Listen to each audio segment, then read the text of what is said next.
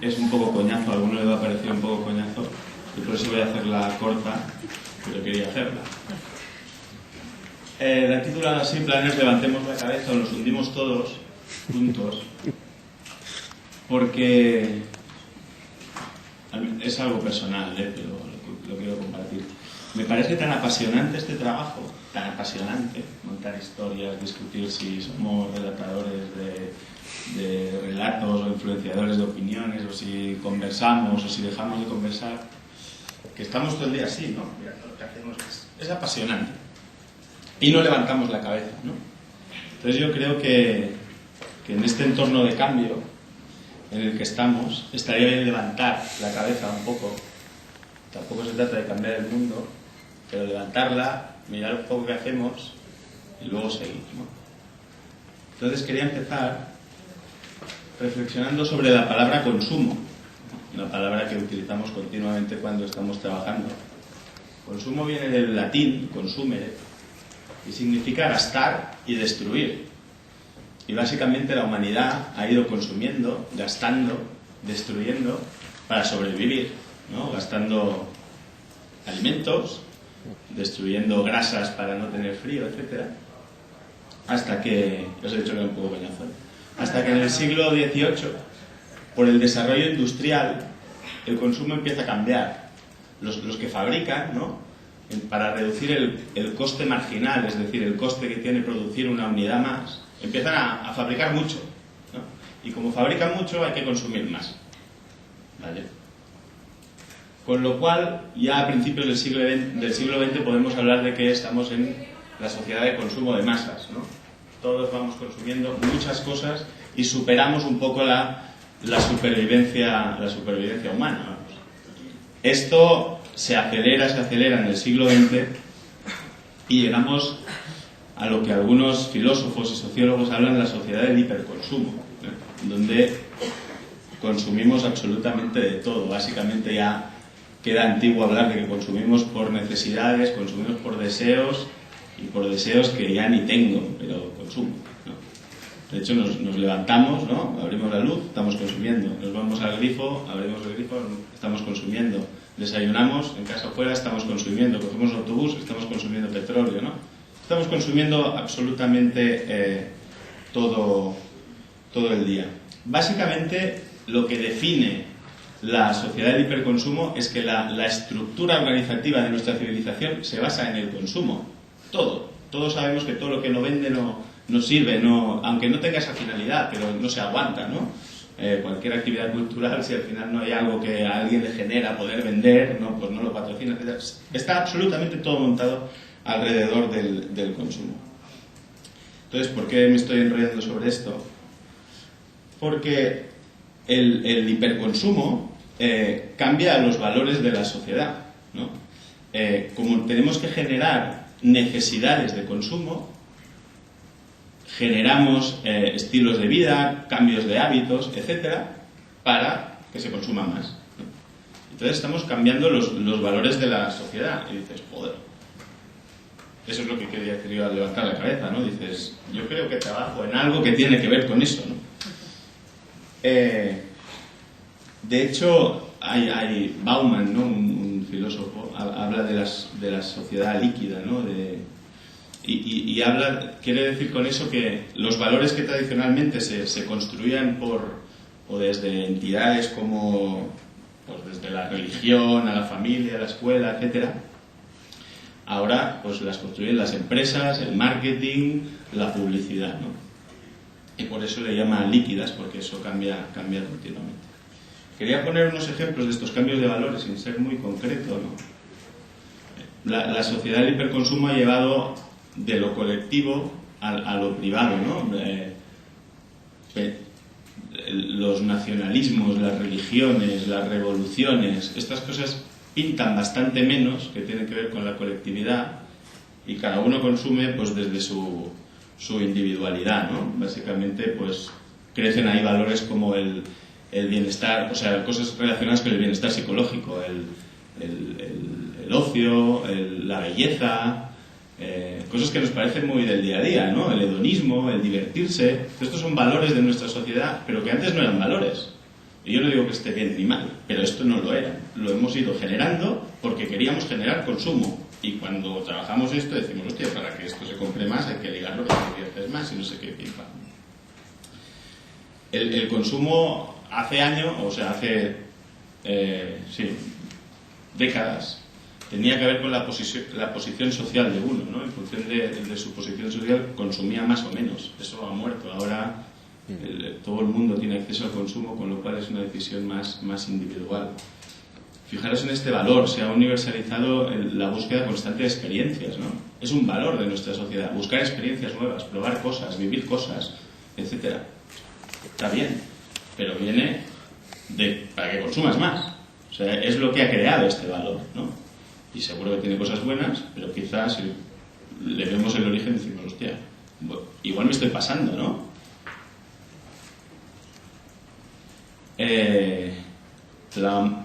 Las costumbres se homogenizan, ¿no? Todos tendemos a pensar igual, etcétera, porque se globalizan los negocios, porque el coste marginal baja y produzco más baratos y consumo para todos, etcétera, ¿no? Y eso también cambia nuestros valores.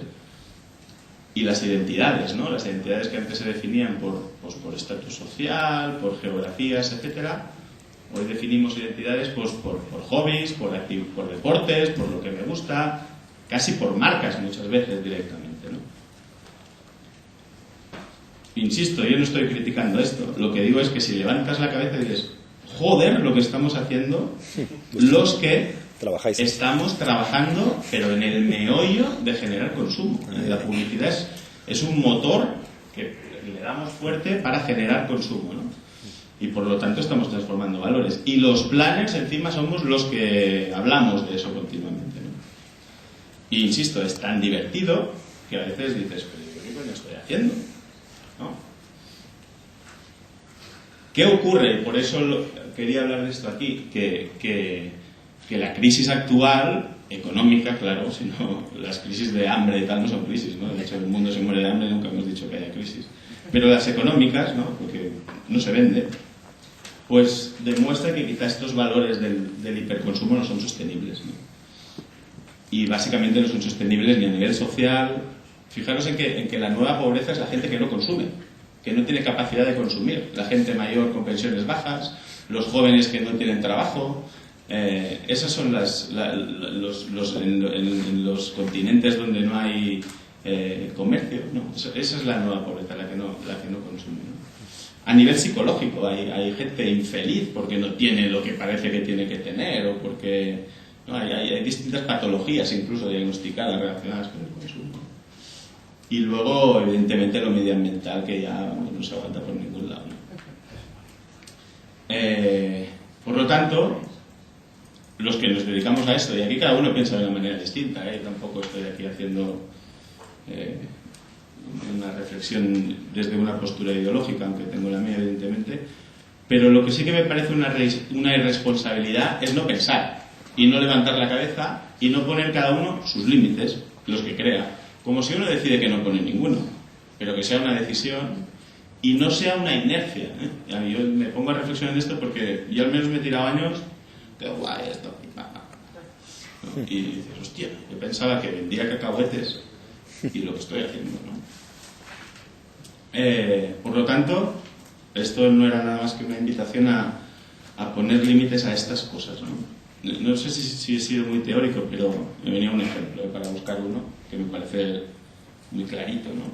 Hace unos años había no sé si alguien aquí tiene algo que ver y pido perdón por eso, pero es que me parece claro. Corporación de Hermoestética, ¿vale? Una inversión de la hostia en la tele, Oye, y es legítimo, si se dedican a operar, pues que operen y digan que operan. Pero eso tiene una influencia en la gente y la gente, hay un nivel cultural bajo en este país y en muchos, ¿no? Y la gente no está preparada para entender según qué cosas. Y si tú ves en la tele, al lado de ven a comprar patatas, ven a no sé qué, ven a ponerte tetas, pues banalizas el entrar en un quirófano. Que eso es un riesgo de la hostia. Y parece que es lo mismo ir al cine que ir a ponerse tetas, ¿no?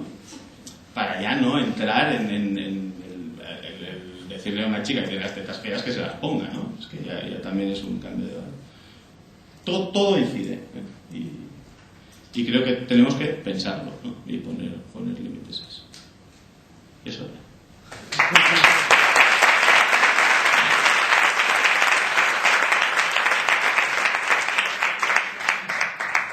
Referencia al caso de la compañía Boeing y a la respuesta que le dan como yo creo que muchas veces se sabe mucho más tecnologías y que tiene que hacer de formación en comunicación.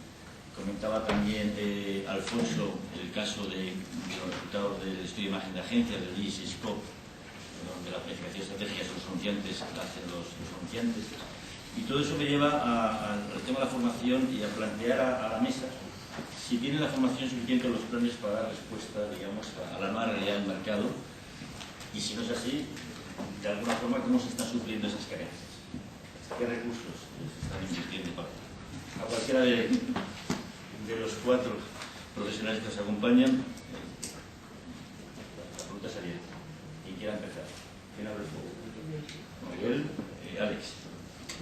Yo diría que en el fondo la formación, como decía al principio, las nociones básicas yo creo que no cambian, ¿no?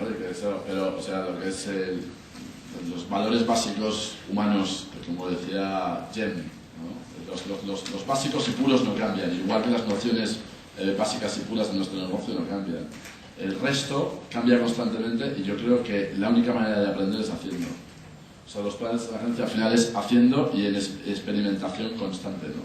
Y haciendo y aprendiendo de los resultados, ¿no? Para poder ir sacándole punta, pero no, yo creo que no hay una formación teórica que valga para... no hay un manual que no caduque cuando termine de leerlo. Yo creo que es verdad que en los últimos años, por lo menos en mi caso, nos ha obligado a meternos en el mundo, sobre todo en las redes sociales, y a conocer, porque efectivamente algo tienes que conocer. Pero para mí siempre, y desde que empecé a trabajar, y da igual que estés trabajando en comunicación más convencional del ATL, que ya no existe, el BTL o el mundo online, yo creo que hay un denominador común que no es un tema de aprender, es sentido común. Esta profesión es de sentido común. O sea, da igual que estés hablando, si hablas en redes sociales o en la televisión. Es una cuestión de pensar con cabeza. O sea, son 2 minutos, afortunadamente no necesitamos haber tenido todos unos estudios magníficos, ni ser químicos, ni físicos, ni ingenieros en telecom. No. De hecho, hay magníficos profesionales que no han estudiado una carrera y sin embargo trabajan en una agencia, o han estudiado una carrera que no tenía nada que ver, como uno de mis jefes, que era un magnífico planificador estratégico, había estudiado filología inglesa y es un magnífico planificador estratégico. No tenía un conocimiento específico de una escuela sobre el mundo del plan, etc. Pues yo creo que hoy en día los tenemos que reciclar, el plan siempre se tiene que estar reciclando, porque si no te quedas anclado en el pasado. Tengo compañeros que yo no quiero meterme en este mundo porque este mundo es una moda pasajera, no es así, y si lo es, bueno, pues por lo menos mientras estemos ahora tendremos que aprenderlo, pero que es sentido común básicamente y es una actualización. No creo que haya una enseñanza arreglada en la que te puedas apuntar y después te sales un magnífico plan para toda tu vida, porque no se puede. Yo diría que ninguna.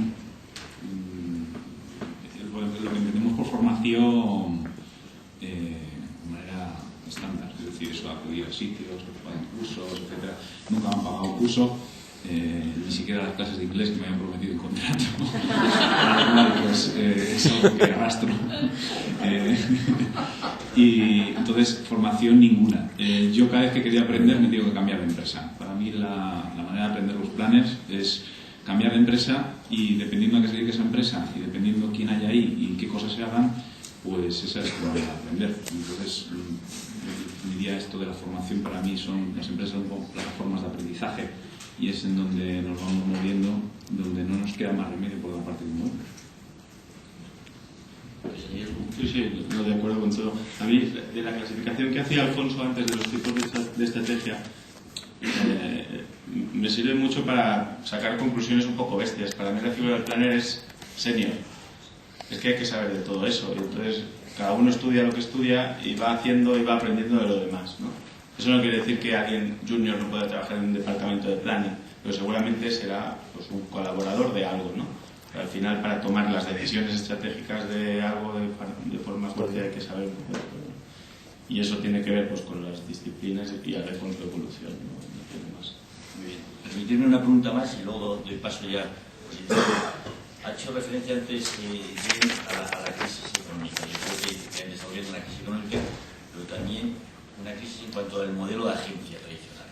Entonces, yo lo que quería preguntaros es si de alguna forma el trabajo de las agencias, pues todo está en un proceso de cambio, unas dicen que están adaptándose a la nueva realidad, inicios y proceso. Entonces, ¿en qué medida os veis vosotros afectados a vuestro trabajo por la estructura, por ese cambio en alguna medida de la agencia hacia esta nueva realidad? ¿Eso os influye en vuestro hacer o no? ¿O no os influye?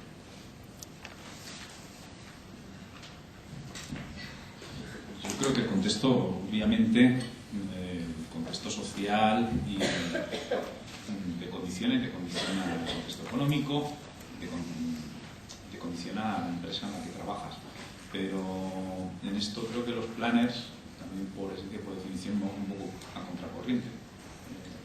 No sé, nos dejamos llevar un poco más por nuestra intuición y el impulso es una cosa más personal nuestra que algo del entorno. No sé si no lo veo bien, no sé.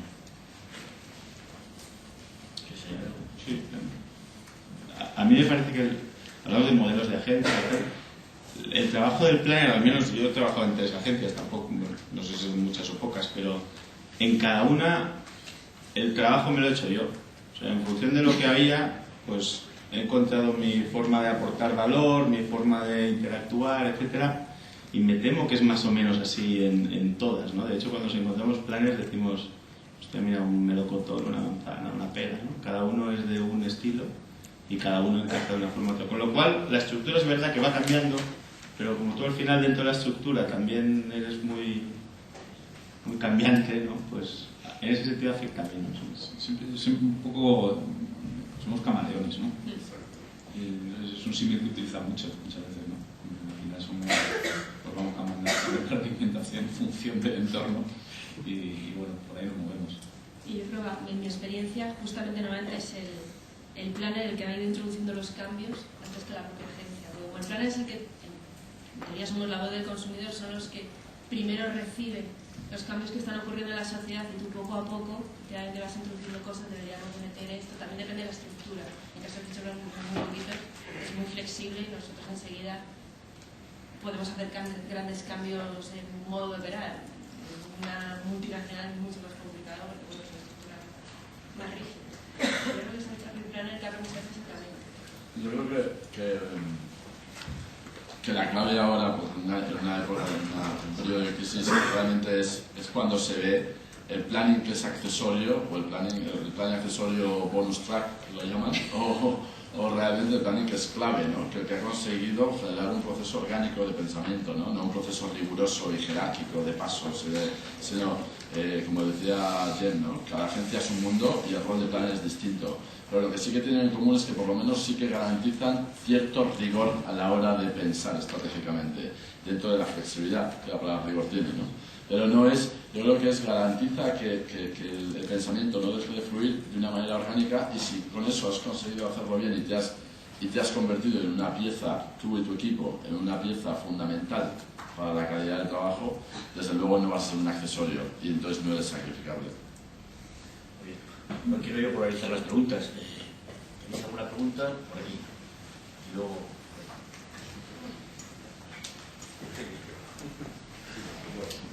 Intento hablar. No. ¿Se oye o no? Sí. Pues, a ver, soy Antonio López, de una agencia OMD de medios. Ayer los de medios estuvimos un poco por ahí vapuleados, pero bueno. ¿Quién lo hizo? Y nos permiten incluso poder venir aquí. La verdad es que de una agencia de medios venir aquí, incluso alguien de mi empresa, ¿qué coño pintas allí? Bueno, la verdad es que estoy encantado, ¿no? Yo creo que los que estamos aquí, si algo tenemos, es que nos gusta la publicidad y además, aparentemente vivimos de hecho, ¿no? Se habla mucho de planificación estratégica, del planes. Se ha hablado casi siempre desde el punto de vista de la agencia creativa, desde el punto de vista del cliente. hoy día que los límites entre unas y otras no están muy claros, claro, yo me encuentro clientes multinacionales donde en un momento dado, hace años, pues, por ejemplo, éramos los últimos en llegar, estaban ya el briefing concreto, tanto dinero y bueno, pues hacer una estrategia de medios, ¿no? Pero hoy día nos llaman, está la agencia creativa, la agencia de relaciones públicas y la agencia de medios. Entonces, al final nos preguntan a nosotros también por todo, es decir, desde comunicación, desde negocio, desde la marca. Y si hoy ya no están, digamos, los límites de la comunicación claros, pues los límites entre las agencias menos. Incluso agencias que pertenecemos al mismo grupo, pues estamos a leche entre nosotros. De hecho, ya algunos planes están en una agencia de medios. A mí lo que me gustaría preguntarte a ti, Alfonso, que tú ya tienes experiencia en todos lados, ¿cómo se come un planificador estratégico, digamos, en una reunión de ese tipo? Es decir, porque al final de qué se trata, es decir, mi planner es más guapo que el tuyo, mi oso panda es más guapo que el tuyo, o realmente sois capaces de diferenciar esa planificación desde el punto de vista de medios de la que pueda dar una agencia creativa. Yo creo que también se estuvo hablando aquí ayer de futuro de los planes y al final yo creo que futuro hay, si no, no estabais aquí, ¿no? Y al final pienso que está en saber diferenciar muy bien entre el papel de cada uno. No, eso era nada más. Pues, a ver, yo os decía, toda mi trayectoria la he hecho siempre en agencias de publicidad con planes dentro de desde hace 3 años y medio, ya casi 4, estoy en esto. La sensación que tenía al principio, vamos, si ya lo sabía que me iba a pasar, yo era un oso panda. Y entonces pues, y más que oso panda, me sentía como una cabaretera. Sí, entonces, bueno, pues nunca me ha gustado el circo y nunca he sido un payaso, entonces es una situación complicada. Desde un plano personal, como planner, pues complicado. Luego, desde una perspectiva profesional, cuando, y es verdad que sucede, las agencias de medios nos dicen sus problemas, los clientes, y nos piden lo mismo que le piden a la agencia de publicidad. Bueno, pues muchas veces desde la agencia no se entiende, la agencia de medios no se entiende lo que está diciendo el cliente, y entonces se deja pasar la oportunidad. Y hay otros, bueno, un caso claro, el hecho de que OMD esté aquí como agencia de medios Morena, aquí pues somos la excepción dentro, yo creo, del entorno de las agencias de medios, ¿no? Yo creo que tienen al menos una intención por entender lo que dice el cliente. Y aún así, pues muchas veces se pierden oportunidades y no se entiende. Nosotros desde Arena lo que promovemos o un poco la posición que tomamos frente a esto es la planificación estratégica de las campañas en términos de comunicación y de marca. Siempre ha sido a raíz de las agencias de publicidad y somos respetuosos con eso, siempre y cuando el cliente quiera que seamos respetuosos. Si no, entramos con todo. Entonces lo que hacemos es colaborar siempre. Bueno, pues no sé, cuando estaba Alex en Lola, pues Lola era quien se encargaba de eso. Entonces, bueno, pues nosotros nos acoplábamos a eso y trabajamos magníficamente bien y, bueno, pues había ideas suyas que nosotros trasladábamos y luego ideas nuestras que ellos, pues incluso bofetaban. Entonces, esta era un poco la relación de intercambio. Entonces, a los clientes, desde Arena, nuestro posicionamiento como agencia es que somos una agencia colaboradora y que asociamos nuestro talento, y esta es nuestra visión y nuestra misión como compañía, asociamos el talento de nuestros anunciantes al talento que tienen los proveedores con los que trabajan, es decir, Lola en aquel momento, o los institutos de investigación, sus consultores, y el talento que nosotros tenemos en todas sus dimensiones. Esto es un poco la perspectiva. Esto, pues, de cara al anunciante, pues es algo que le interesa. A que alguien le intente manejar la agenda, ayudarle a manejar una agenda tan complicada, con intereses tan dispersos entre unos y otros y con muchas practicidades entre unos, pues nada. Eso no quita también para que de repente llegues a una reunión y estén los planners de la agencia de publicidad y estemos nosotros, les incomoda. Alex, si Bueno, quiere añadir algo a esto. No, justo a eso, porque además en referencia también al caso de Trina, en otros casos también nos ha pasado, para eso hace falta dos cosas fundamentales. Yo creo que uno es la predisposición a la colaboración, que eso es manejar el ego de una manera inteligentemente humilde, básicamente, que eso es lo que todo el mundo tiene que hacer para que eso pase, pero sobre todo un cliente que lo facilite. Un cliente, porque muchas veces pasa si hay clientes que se niegan o que ellos mismos generan batallas de ego porque piensan que de la tensión salen mejores cosas y precisamente no suele salir el mejor trabajo, ¿no? Y cuando hay un proceso de colaboración honesto, al final lo que acaba pasando pues es lo que pasó con el caso de Trina y Ana Media y Lola, donde las ideas eran absolutamente complementarias y estábamos todos para hacer la misma idea de marca mejor y salieron cosas muy buenas y nos hacíamos cada uno mejor al otro. Y fíjate, en el caso de Trina, yo creo que ese modelo de colaboración se produjo durante el primer año y esos dos condicionantes de los que habla Alex se produjeron. Había una voluntad por parte del cliente de compartir y luego no había actitud por parte de los que estábamos allí de contribuir. Bueno, pues Trina hizo cosas que estaban muy bien, triplicó sus ventas. Dejaron de tener esa actitud del anunciante hacia nosotros y prefirieron que nos peleáramos, que nos llevaron a eso. Y entonces, pues bueno, pues tampoco nos vamos a pelear, ¿no? Pero yo no sé, no me gusta pelearme con la gente. Entonces, pues bueno, pues así lo va. O sea, yo creo que la aportación de valor se vio sobre todo en ese punto. Y tal. Ayer salía aquí, ¿no? Decía aquí, ¿no? De bancos profesionales que decía, bueno, hay directores generales que son conciliadores, que favorecen la cooperación, no sé qué, y hay otros que no, que prefieren la lucha entre unos y otros, que de esa tensión genera cosas. Yo siempre he sido partidario también de la cooperación y creo que eso funciona no solo internamente dentro de la compañía a nivel de dirección general, sino que creo que en un entorno de colaboración para generar valor para las marcas que trabajamos. Esa es la diferencia entre clientes que ven a las agencias como proveedores y los que lo ven como socios, ¿no? Y si te ve como un grupo de socios es más fácil que la colaboración pase. Si son proveedores es al mejor postor y cuanto más pelea mejor, y eso se ve. Sí, quería subrayar el concepto de colaboración. Me parece básico ya no solo a nivel de empresas distintas que trabajan para un cliente, sino que caída la dictadura de la televisión y vuelta a la realidad, que al final es la complejidad, ¿no? Que la volvemos a tener delante, debemos colaborar, no sé, como departamento, o sea, el departamento de planning, es cachondo llamarle departamento porque somos tres, ¿no? Pero uno, sí. Pues ahí tienes que colaborar, porque al final a tu puerta llaman cuando hay un marrón, ¿no? Y te dicen, hay que hacer esto y tal, y dices, hostia, esto. Más o menos, pero de esto no sé, porque como sabes muy poquito de cada cosa, y colaboras con gente, ¿no? Y es que si no, no llegas, ya es tan complejo todo que o colaboramos con proveedores del mismo cliente o con quien sea. ¿A quién busco yo para hablar de esto? Había una petición y luego Felipe Pedreira, sí. ¿Hay micrófono? Yo creo que vamos a tener dos preguntas más porque ya son menos cuarto, estamos... Voy a intentar ser breve. Soy Ingo de Tiempo BDO Barcelona. Y yo quería decir algo, Alex, sobre su presentación, que me ha gustado mucho. Creo que es bastante lo que nos toca a todos hacer hoy.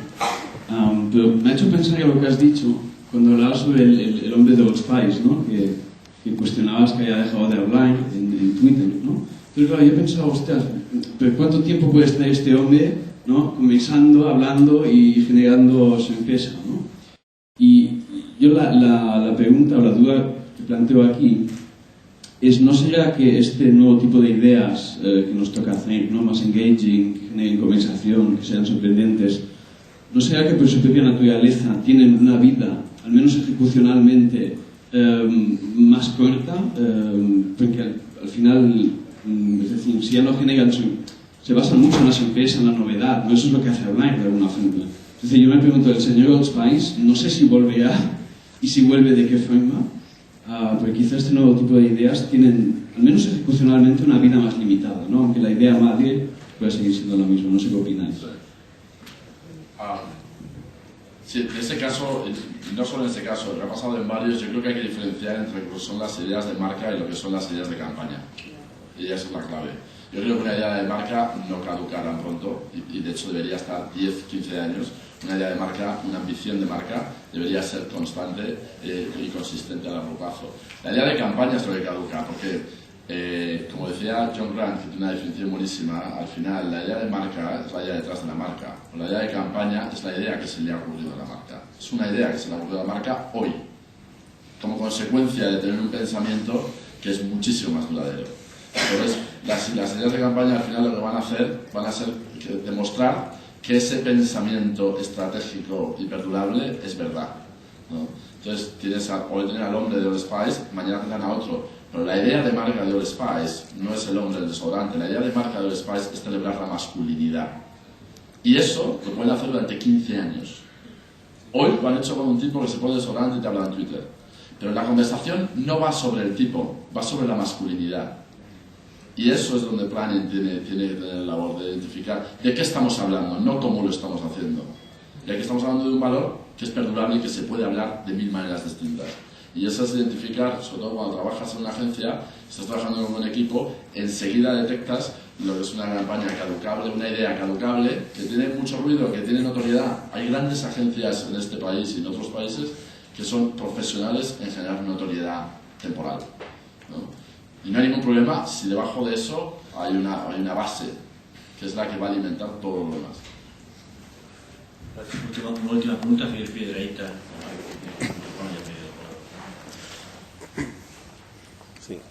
Sí, vamos a vapulear un poco más, ¿no? Ayer un poco, hoy segunda parte, para el compañero está ahí que decía eso. A ver, yo quería preguntar, bueno, a mí me ha gustado mucho la intervención tuya, la de Jem, ¿no? Por fin aquí viene alguien y dice claramente qué estamos haciendo, ¿no? Es decir, ¿hacia dónde va todo esto, no? Publicidad, más consumo, más consumo, más consumo, y esto no va a reventar algún día, que creo que es lo que ha dicho también Bogowski, ¿no? Que se ha salido ya del sector, lo que dice Amir Karzai, otro de los grandes críticos, porque por suerte también quedan críticos, desgraciadamente no tanto en España, pero suelen estar por ahí fuera, en América, Alemania. Gente que empieza a pensarlo todo, dice, ¿qué estamos haciendo aquí en el sector? Y aquí ha venido hoy Jem y ha dado aquí una conferencia, a mí me ha llamado mucho la atención por eso, porque es muy distinta a todo lo que estoy escuchando, viendo, así que enhorabuena ante todo, el vídeo en YouTube dará la vuelta cuando lo colguemos esta noche, y preguntaros un poco sobre ese tema, es decir, que el futuro de la publicidad será el escenario que hemos visto en un documental donde dicen que es que ya no va a haber publicidad y que ya no va a hacer falta, o que el consumidor ya lo que va a querer es garantía de por vida del producto, productos más baratos, pero que os dejéis de publicidad, que es un posible escenario. Podríais poner luego a lo mejor el vídeo, está en YouTube, se llama El futuro de la publicidad, 7 minutos, lo hemos subtitulado en la redacción. Sería interesante que lo viese aquí mucha gente, cuanto más gente mejor. Es decir, ¿hacia dónde va a ir esto y cómo lo lleváis también vosotros? Es decir, ¿cómo podéis dormir tranquilos personas que estáis aquí fomentando, porque es que es este sector fomentando esto, aunque luego lo reconocéis, porque también tenéis sensibilidad y veis lo que está pasando en el mundo? Es decir, ¿cómo podéis dormir tranquilos? ¿Cómo podéis llevar esto vosotros que trabajáis en esto o los que vais a trabajar en esto? Es una pregunta de que tú tienes la culpa de que yo ahora me la esté aquí haciendo en público. Entonces, te respondo un poco primero, ¿eh? Yo no con la reflexión no estaba al nivel de cuestionar la economía de mercado, no estaba tan arriba. Lo que sí estaba diciendo, al menos pongamos los límites, que cada uno piense y que mire más arriba, porque sí que estoy convencido de que no miramos más arriba, ¿no? Y que le pongamos límites a las cosas. Entendido que la publicidad es una herramienta que comunica continuamente y tal, yo creo que se le puede dar la vuelta perfectamente, es decir, consumo responsable puede haber, ¿no?